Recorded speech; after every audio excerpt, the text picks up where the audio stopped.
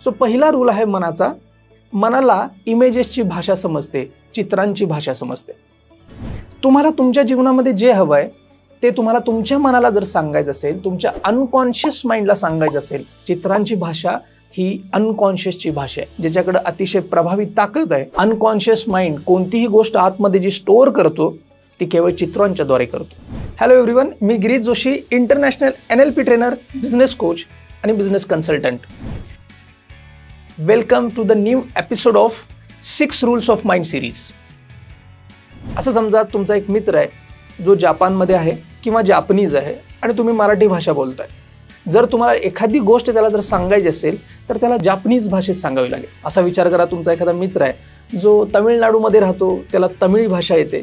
तुम्ही त्याच्याबरोबर संवाद साधताना अशी भाषा शोधता किंवा अशा भाषेचा निवड करता ज्यामध्ये दोघांचं कम्युनिकेशन इफेक्टिव्ह होईल।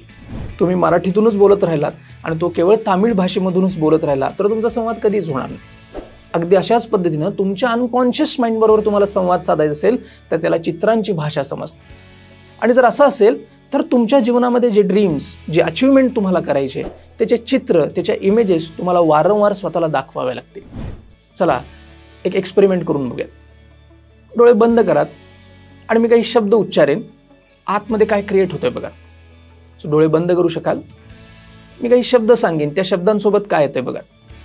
सो पहिला शब्द आहे ॲपल, दुसरा शब्द आहे आयफेल टॉवर, त्यानंतर आहे लोकल, पेन, मँगो, आंबा। सो डोळे ओपन करू शकाल। सो मी जे शब्द तुम्हाला सांगितले या शब्दांसोबत तुमच्या आतमध्ये काय क्रिएट होतं?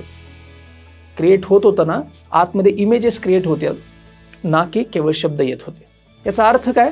मनामध्ये कोणतीही गोष्ट ज्यावेळी स्टोअर होते ही चित्रांच्या द्वारे स्टोअर होते।